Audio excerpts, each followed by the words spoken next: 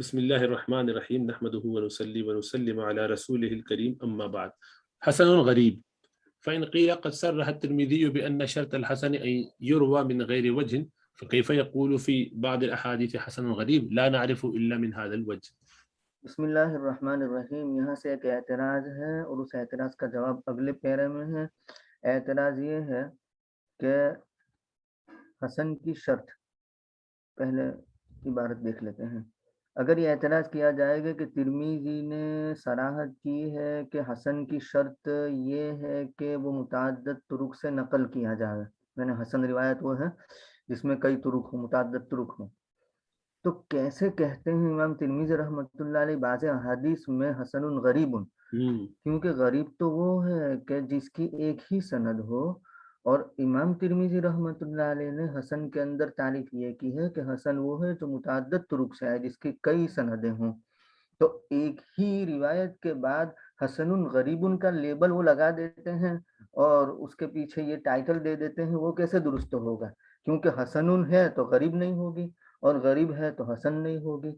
تو یہ دونوں کیسے جمع ہو گئے ایک حدیث کے اندر؟ اگر حسن ہے تو غریب نہیں ہونی چاہیے، کیونکہ حسن امام ترمذی کے نزدیک کیا ہے کہ جو متعدد طرق سے ہو، اور غریب کیا ہے جو سب کے نزدیک ہے، وہ کیا؟ تو کہا کہ جو جس کی ایک ہی سند ہو. تو یہ دونوں کیسے جمع ہو جاتے ہیں؟ یہ اعتراض ہے.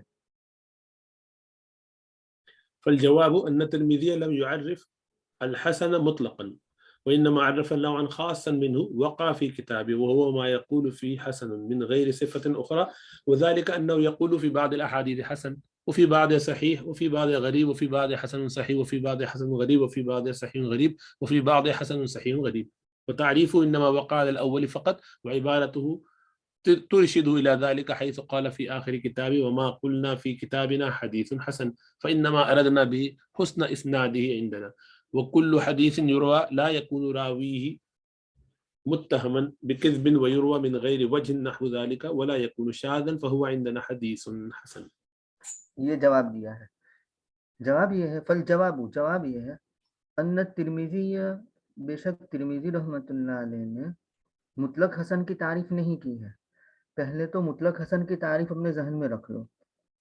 صحیح کی تعریف کیا تھی؟ ما رواہ العدل تام الضبط اتصال السند غیر شاذ ولا معلل، ہے نا؟ اور حسن کے اندر کیا تھا؟ ضبط کی کمی ہو تو وہ حسن بن جاتا تھا، باقی جو شرائط ہیں وہ اپنی جگہ پر رہیں گے، تو وہ حسن مطلق کی تعریف ہے.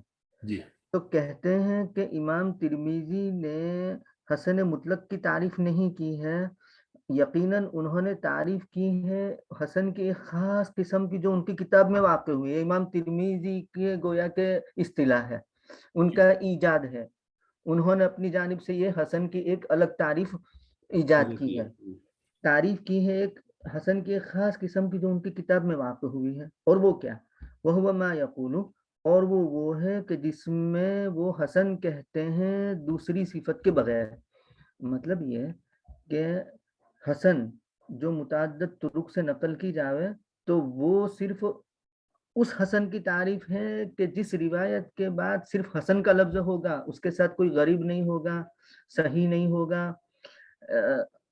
کوئی دوسری صفت اس کے ساتھ نہیں ہوگی، صرف حسن جس حدیث کے آخر میں آئے نا اس کے لیے یہ تعریف ہے. تو گویا کہ یہ حسن اور ایک حسن مطلق ہے اور غریب، یہ دونوں جمع ہو سکتے ہیں، لیکن وہ خاص حسن جو ہے وہ جمع نہیں ہو سکتا. تو یہاں اگر کسی حدیث کے آخر میں حسن اور غریب کہہ دیا تو وہ دونوں کے جمع ہونے میں کوئی مذائقہ نہیں ہے، کیونکہ حسن کی مطلق تعریف ہے، اس کے ساتھ اس کا کوئی مطلب کانفلکٹ اور تضاد نہیں ہے. اور وہ ہے کہ جس میں حسن کہتے ہیں دوسری صفت کے بغیر، یعنی صرف حسن کہتے ہیں، اس کے ساتھ غریب صحیح ایسا کچھ کہتے نہیں ہیں. وذالک، اور وہ یہ ہے کہ وہ بعض حدیث میں حسن کہتے ہیں، صرف حسن کہتے ہیں. وفی بعضھا، اور بعض میں لفظ صحیح کہتے ہیں آخر میں، اور بعض میں غریب کہتے ہیں، اور بعض میں حسن صحیح کہتے ہیں، اور بعض میں حسن غریب کہتے ہیں، اور بعض میں صحیح غریب کہتے ہیں، اور بعض میں حسن صحیح غریب کہتے ہیں. امام ترمذی رحمۃ اللہ علیہ کی تعریف یقیناً واقع ہوئی ہے اول پر فقط. اول پر فقط یعنی وہ اول کیا تھا؟ جس میں صرف حسن کہا ہے، حسن غریب کہا ہے وہ نہیں. نیچے اترو پھر سے، پیچھے جاؤ. ہیلو، ہاں یہ جو کہا نا پہلا وذالک انہ یقول فی بعض الاحادیث حسن، یہ پہلا ہو جائے گا، سمجھے؟ جی تو اس کی طرف اشارہ کر رہے ہیں اس عبارت کے اندر کہ وہ تعریف انما وقع علی الاول فقط، علی الاول فقط یعنی جس حدیث کے آخر میں صرف لفظ حسن کہتے ہوں اسی پر وہ تعریف واقع ہوتی ہے. وعبارتہ، اور امام ترمذی رحمۃ اللہ علیہ کی عبارت دلالت کرتی ہے اس کی طرف، اس طور کہ انہوں نے اپنے کتاب کے آخر میں فرمایا، یہ ان کا مقولہ ہے. وما قلنا، اور وہ جو ہم نے ہماری کتاب میں حدیث حسن کہا ہے تو یقیناً ہم نے ارادہ کیا اس کے ذریعے اس کے اسناد کے حسن ہونے کا ہمارے نزدیک، اور ہر حدیث جو نقل کی جاوے جس کا راوی متہم نہ ہو، متہم بالکذب نہ ہو، اور متعدد طرق سے نقل کی جاوے اس کے معنی، ولا یکون شاذا، اور شاذ نہ ہو، تو یہ ان کے نزدیک کہتے ہیں کہ فہو عندنا حسن، حدیث حسن، تو وہ ہمارے نزدیک حدیث حسن ہے. تو گویا کہ امام ترمذی رحمۃ اللہ علیہ کے یہ ایک الگ حسن کی تعریف ہے ان کے اعتبار سے، یہ اس کے موجد ہے. عام حسن کی تعریف یہ نہیں ہے. تو جہاں کسی حدیث کے آخر میں حسن غریب کہتے ہیں وہاں ان کی یہ خاص تعریف مراد نہیں ہے. ان کی خاص تعریف تو کون سی حدیث کے آخر میں ہوگی؟ جس حدیث کے آخر میں صرف لفظ حسن ہوگا نا وہاں.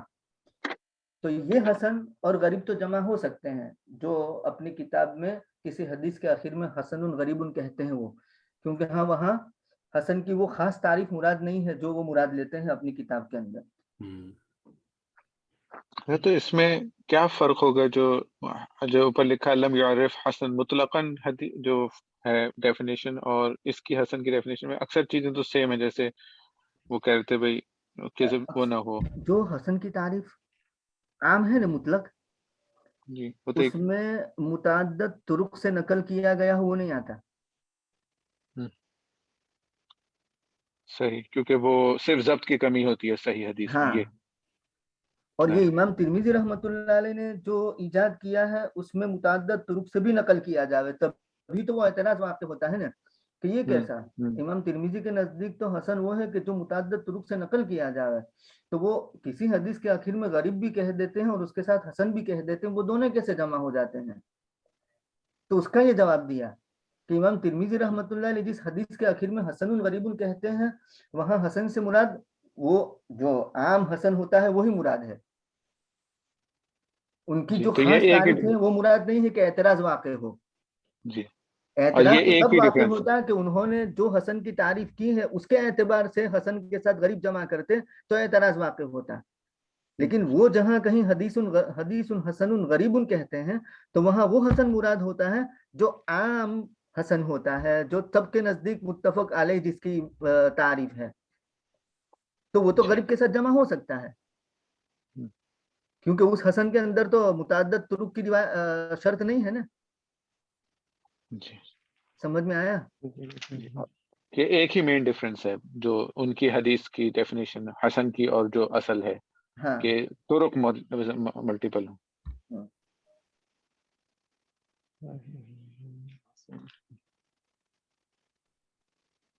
چلے جی. وعرف بهذا أنه إنما عرف الذي يقول في حسن فقط، أما ما يقول في حسن صحيح وحسن غريب وحسن صحيح غريب فلم يعرج على تعريفه، كما لم يعرج على تعريف ما يقول في صحيح فقط أو غريب فقط، وكأنه ترك ذلك استغناء لشهرته عند أهل الفن، واقتصر على تعريف ما يقول في كتاب حسن فقط، إما لغموضه وإما لا لأنه اصطلاح جديد، ولذلك قيده بقول عندنا، ولم ينسبه إلى أهل الحديث كما فعل الخطابي. وبهذا التقرير يندفع كثير من الإيرادات التي طال البحث فيها ولم يسفر وجه توجيهها، فلله الحمد على ما ألهم وعلم. فعرف، تو اس کلام سے یعنی پیچھے جو کلام گزرا اس سے معلوم ہو گیا کہ یقیناً انما عرف، انہوں نے تعریف کی ہے اس کی جس میں کہتے ہیں حسن صرف، یعنی متعدد طرق سے جو منقول ہو تو وہ اس حسن کی تعریف ہے جس کے اندر، جس حدیث کے آخر میں صرف حسن کہتے ہیں وہ. اما ما یقول فی حسن صحیح، بہرحال وہ کہ جس میں حسن صحیح کہتے ہیں یا حسن غریب کہتے ہیں یا حسن صحیح غریب کہتے ہیں، تو اس کی تعریف کی طرف وہ مائل نہیں ہوئے ہیں، کیونکہ وہ تعریف تو معلوم ہے، مشہور ہے، سب جانتے ہیں. جیسے کہ وہ مائل نہیں ہوئے ہیں اس کی تعریف کی طرف کہ جس میں صرف صحیح کہتے ہیں، یعنی صحیح کی تعریف کی طرف جیسے وہ مائل نہیں ہوئے، کیونکہ صحیح کی تعریف بھی مشہور معروف سب جانتے ہیں. یا غریب کی تعریف کی طرف وہ مائل نہیں ہوئے کیونکہ اس کی تعریف بھی مشہور معروف سب جانتے ہیں. فَكَأَنَّهُ تَرَكَ ذَلِكَ، تو گویا کہ انہوں نے اس کو ترک کر دیا، کس کو؟ صحیح کی تعریف کو اور غریب کی تعریف کو، استغناء بشہرتہ، اس کی شہرت کی وجہ، اس کی شہرت کے ذریعے، استغنا کی وجہ سے، مطلب اس کی شہرت بہت اس کی شہرت کی وجہ سے وہ تعریف کرنے سے استغنا ہو گیا، ضرورت نہیں ہے اہل فن کے نزدیک. واقتصر علی تعریف ما یقول فیہ، اور اکتفا کیا اس کی تعریف پر کہ جس کے بارے میں وہ اپنی کتاب میں صرف حسن کہتے ہیں. کیوں؟ اس کی دو وجہ بیان کی، یا تو اس کے مخفی ہونے کی وجہ سے، اس کے غامض ہونے کی وجہ سے، اس کے مشکل ہونے کی وجہ سے، یعنی وہ حسن کی تعریف، یا اس وجہ سے کہ یہ اصطلاح جدید ہے، یعنی امام ترمذی رحمۃ اللہ علیہ کی ایجاد ہے، انہوں نے اس کو اختیار کیا ہے. وَلِذَلِكَ، اور اسی وجہ سے امام ترمذی رحمۃ اللہ علیہ نے اس کو مقید کیا ہے اپنے قول عندنا کے ذریعہ، اور اس کو منسوب نہیں کیا عام محدثین کی طرف، یعنی عام محدثین کے نزدیک حسن کی یہ تعریف نہیں ہے جو میں کر رہا ہوں، یہ صرف میری ایجاد ہے، جیسے کہ خطابی رحمۃ اللہ علیہ نے اس کو کیا ہے. وبہذا التقریر، اور اس تقریر سے، یعنی اوپر جو تقریر گزری اس سے بہت سے اشکالات مندفع ہو گئے، رفع دفع ہو گئے، کہ جس میں بحث بہت طول پکڑ گئی ہے، لمبی ہو گئی ہے، اور اس کی توجیہ کا چہرہ واضح بھی نہیں ہوا، یعنی صاف بھی نہیں ہوا، اس کی توجیہ بھی سمجھ میں نہیں آئی، لیکن اس تقریر سے بات سمجھ میں آ گئی، یوں کہتے ہیں.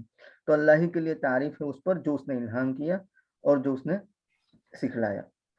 یہ مولانا محمد ارشاد القاسمی صاحب جو ہیں، یہ جونپور میں ان کا جو حدیث کے استاد ہے، تو ان کا انہوں نے چھوٹا سا ایک لکھا ہے، تو تھوڑی سی تشریح ان کی مختصر فرماتے ہیں کہ جواب کا خلاصہ یہ کہ امام ترمذی جہاں حسن کے ساتھ غریب کہتے ہیں وہاں حسن سے مراد معروف حسن مراد نہیں لیتے، بلکہ ایک خاص قسم کا حسن مراد لیتے ہیں جس کا غریب کے ساتھ جمع ہونا درست اور باعث اعتراض ہے. خیال رہے کہ یہ جواب مذکور تو حافظ کا تھا، اس کا دوسرا جواب بھی دیا گیا ہے. غریب کی دو قسم ہیں، غریب المتن اور غریب السند، یعنی ایک ایک جس میں راوی ہو. جہاں غریب حسن کے ساتھ جہاں حسن کے ساتھ غریب جمع ہے وہاں مراد غریب السند ہوتا ہے.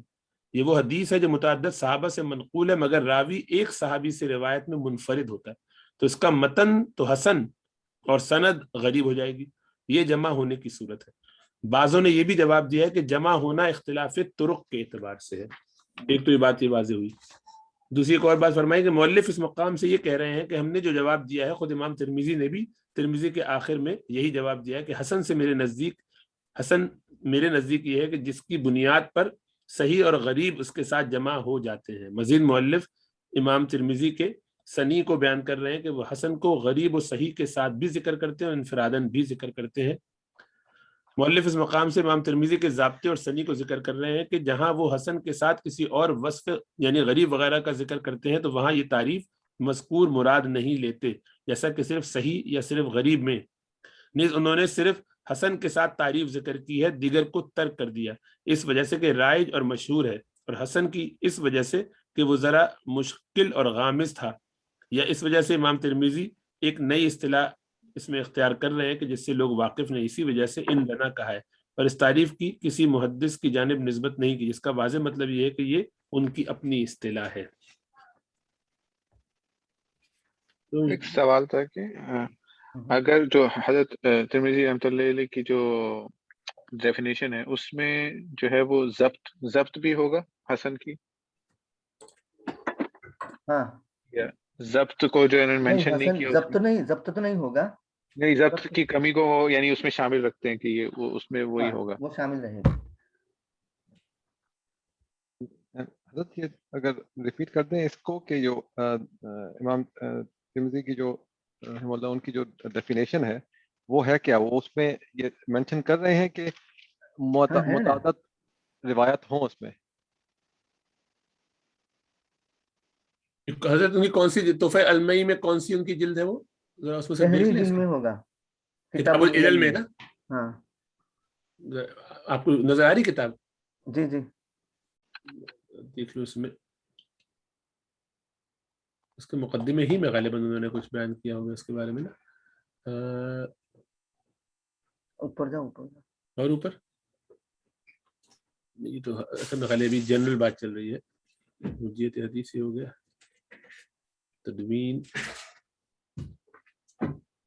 اس کو تھوڑا سا حل کر لیتے ہیں ابھی انشاءاللہ تعالی.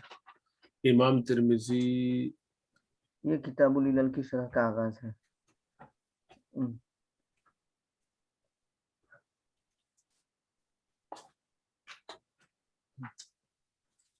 تو انہوں نے شاید اس کی وضاحت نہیں کی، حضرت نے کی ہے، مفتی تقی عثمانی صاحب نے. وہاں سے لے لیتا ہوں درس ترمذی. اوپر کرو نا اس کو. جی یہاں بھی آ جائے گی، ایک سیکنڈ. جامع ترمذی تصحیح و تحسین یہ 137.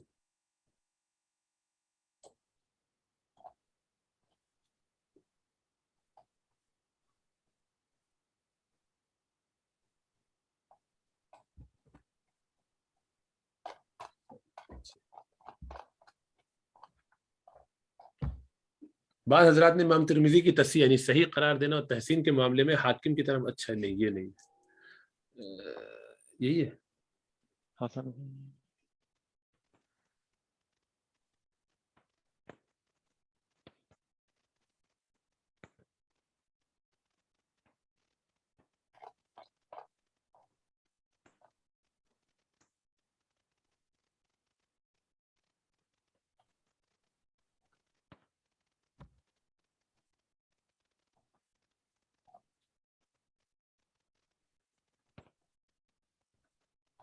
تو یہ نقطہ ذہن میں ہے کہ ترمذی کے نام سے 3 بزرگ معروف ہیں. ایک ابو عیسیٰ محمد بن عیسیٰ ترمذی جن کی کتاب ہے، دوسرے ابو الحسین محمد بن حسین ترمذی، یہ بھی جلیل القدر محدث ہیں. بخاری ان کی ایک روایت موجود ہے. تیسرے امام حکیم ترمذی صوفی اور مؤذن تھے، جن کی کتاب نوادر الرسول کا تذکرہ پیچھے گزر چکا ہے، جس میں ضعیف حدیث ہے.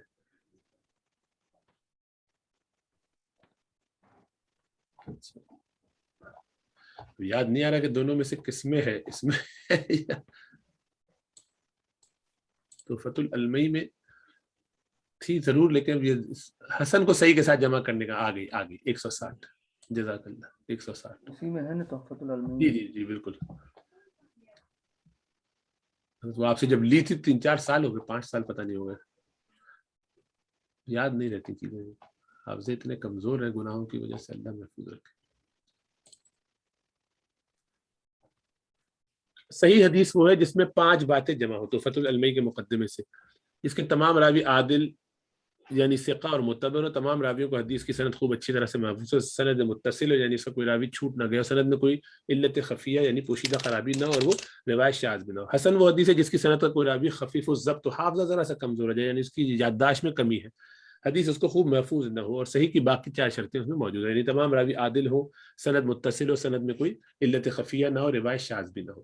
غرض حسن صحیح سے مختلف چیز ہے، دونوں ایک ساتھ اکٹھے نہیں ہو سکتے. مگر امام ترمذی نے اپنی کتاب میں لفظ حسن 2 طرح سے استعمال کیا، صحیح کے ساتھ ملا کر بھی اور تنہا بھی. اس لیے ضروری ہے کہ دونوں استعمالوں میں حسن کا کیا مطلب ہے اس کو سمجھ لیا جائے. حسن کو صحیح کے ساتھ جمع کرنے کا مطلب، جہاں امام ترمذی رحمۃ اللہ علیہ نے حسن کو صحیح کے ساتھ جمع کیا ہے، اس کی وضاحت خود امام ترمذی نے کی نے نہیں کی کہ وہاں حسن کے کیا معنی. علماء نے اس کی مختلف توجیہیں کی ہیں. نخبۃ الفکر میں آپ نے چند توجیہیں پڑھی ہیں مگر کوئی فٹ نہیں بیٹھتی. مثلا یہ توجیہ کہ یہ بات علی وجہ تردید کہی ہے کہ حدیث یا تو صحیح ہے یا حسن، مگر اس پر اشکال یہ ہے کہ اعلیٰ درجے کی صحیح حدیثوں کے لیے بھی امام ترمذی کا یہی فیصلہ ہے. یہ کیسے ممکن ہے؟ نہیں، اس کتاب میں 80% حدیثوں کے بارے میں یہی فیصلہ ہے، تو کیا امام ترمذی سبھی روایت میں تذبذب کا شکار رہے؟ یہی حال دیگر توجیحات کا بھی ہے. جو توجیہ قابل قبول ہو سکتی ہے وہ یہ ہے کہ امام ترمذی کے زمانے میں اصطلاحیں مختلف تھیں. اعلیٰ درجے کی حدیثوں کو کوئی صحیح کہتا تھا، کوئی حسن۔ امام ترمذی نے اپنے زمانے کی دونوں اصطلاحوں کو جمع کیا ہے، ای ھذا حدیث صحیح فی اصطلاح قوم وحسن فی اصطلاح آخرین۔ اس کی تفصیل یہ ہے کہ شروع میں حدیث کی دو ہی قسمیں تھیں، صحیح اور ضعیف، حسن کا کوئی درجہ نہیں تھا۔ پھر امام ترمذی کے زمانے میں اور اس سے کچھ پہلے بعض محدثین نے حسن کا لفظ استعمال کرنا شروع کیا، مگر وہ لفظ حسن صحیح ہی کے لیے استعمال کرتے تھے، اور اس لفظ کا استعمال ان محدثین نے شروع کیا تھا جو رقیق العبارت تھے، یعنی جرح و تعدیل میں بھاری الفاظ استعمال نہیں کرتے تھے، جیسے امام بخاری کے دو استاد علی بن مدینی اور امام احمد بن حنبل رحمہم اللہ۔ بلکہ خود امام بخاری بھی رقیق العبارت تھے، یعنی عبارت ہلکی رکھتے تھے۔ جرح میں سب سے بھاری لفظ منکر الحدیث استعمال کرتے تھے، یعنی بھاری لفظ استعمال کرنا پسند نہیں کرتے تھے کسی کے بھی بارے میں۔ کذاب، دجال جیسے الفاظ امام بخاری استعمال نہیں فرماتے۔ چنانچہ صحیح حدیثوں کے لیے بھی وہ بجائے صحیح کے حسن استعمال کرتے ہیں، یعنی یہ حدیث اچھی ہے۔ ترمذی میں کئی جگہ امام ترمذی نے امام بخاری سے کسی حدیث کے بارے میں پوچھا کہ یہ حدیث کیسے، تو امام بخاری رحمۃ اللہ علیہ نے جواب دیا کہ حسن۔ پھر امام ترمذی نے حدیث پر حسن صحیح کا حکم لگایا۔ اسی کچھ مثال دی ہوگی نیچے، دیکھیے ترمذی شریف سے، یہ کتاب المستحاضہ میں ہے۔ امام ترمذی نے اسی دور میں اپنی کتاب لکھی۔ اب ان کے لیے مشکل یہ تھی کہ کون سی اصطلاح استعمال کرے، قدیم یا جدید۔ قدیم کو قدامت کی مزیت حاصل ہے، اور نئی اصطلاح یعنی وہ قدیم ہونے کی وجہ سے ان کا ایک ہے مقام ہے، جی مقام ہے، ایک مقام بنا ہوا، جی ہاں۔ اور نئی اصطلاح امام ترمذی کے اساتذہ کی۔ آگے اگر یہ اصطلاح چل پڑی تو پرانی اصطلاح کے مطابق فیصلے بیکار ہو جائیں گے، اسی لیے امام ترمذی نے دونوں اصطلاحیں اکٹھی کی۔ مگر یہ اصطلاح پھر آگے نہیں بڑھی، بلکہ رفتہ رفتہ حسن حدیث کی مستقل ایک قسم ہی بن گئی، جس کی تعریف اوپر گزر چکی ہے۔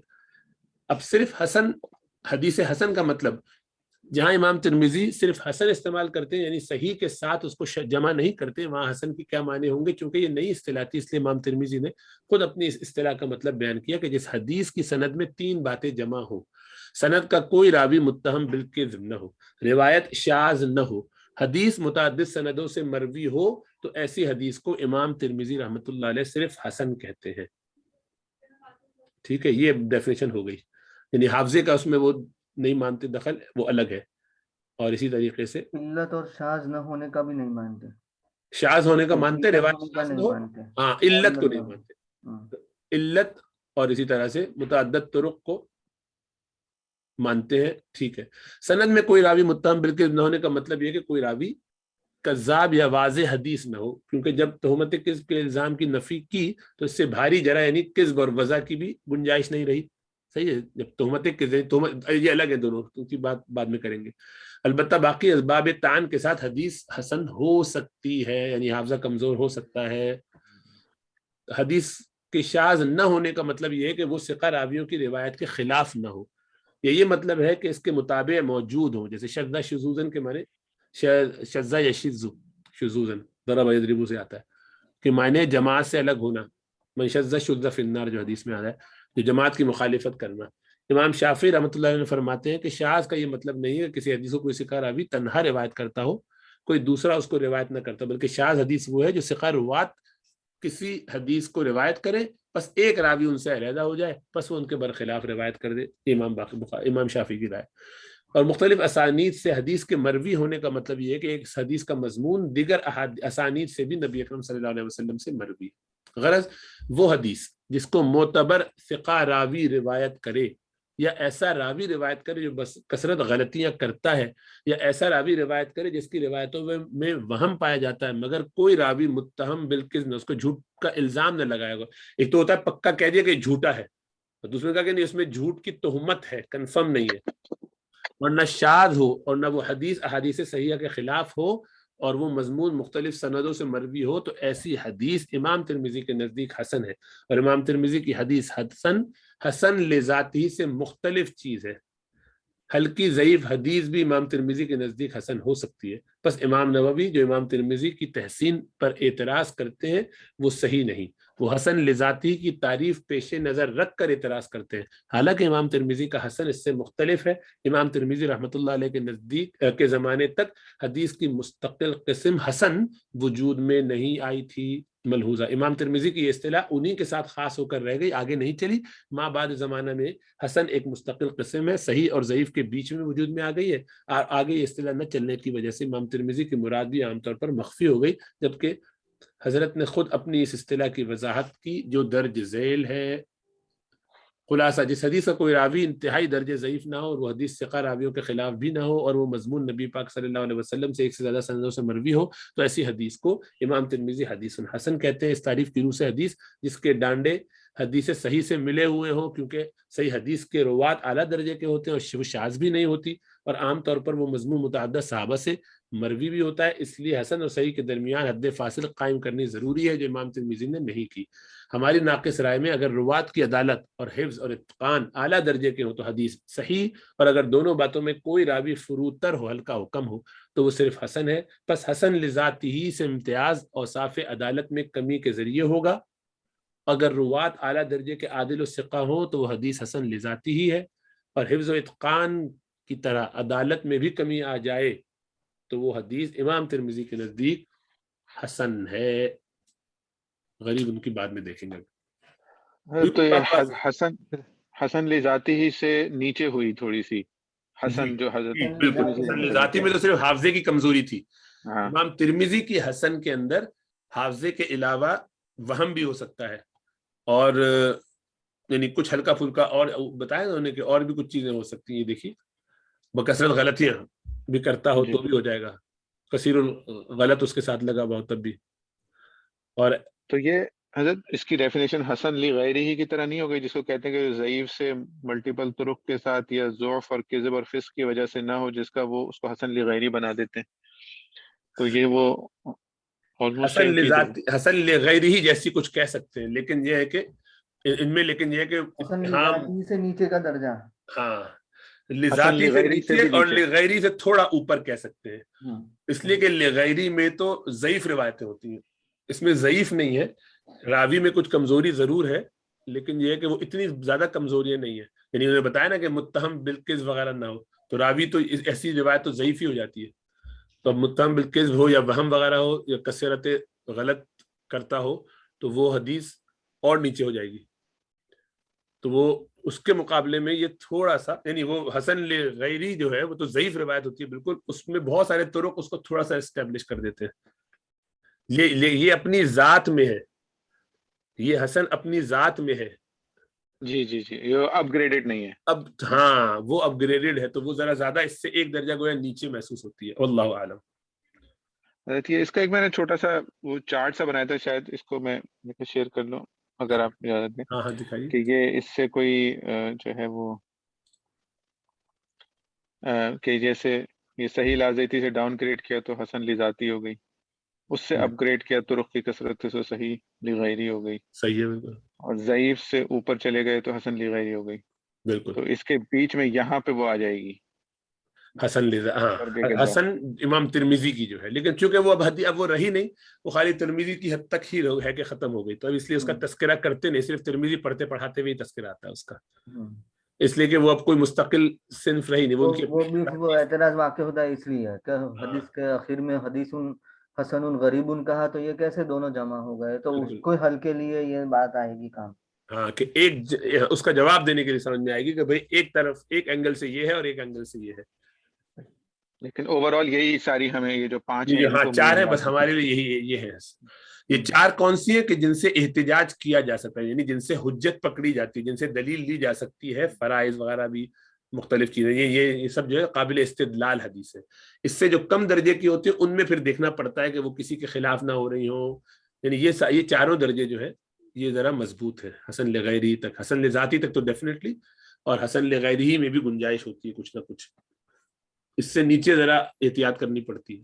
عقائد کے لیے تو صرف اور قطعی ہونا چاہیے, صحیح سے ضبط نہیں لکھا آپ نے, صحیح لذاتی ہی میں پہلے تعمد ضبط آنا چاہیے تھا. ہاں جی 4 ہی لکھے ہیں صفات. جی وہ اچھا 5ویں جو 5 ہوں گے, اچھا کمال ضبط ساتھ میں لکھا ہوا تھا وہ بریکٹ میں, تو الگ اس کو لکھ دوں گا. ہاں وہ الگ ہے, ضبط الگ ہے, عدالت روات الگ ہے. عدالت مطلب ان کا وہ نیک اچھا تقوی والا ہونا, گناہوں سے بچنے والا ہونا, دونوں الگ الگ چیز. اور ضبط کا مطلب ان کا حافظہ اچھا ہونا. بہت متقی ہو, حافظہ کمزور ہو سکتا ہے, تو اس کو 5واں کر دیں الگ سے بعد میں. ٹھیک.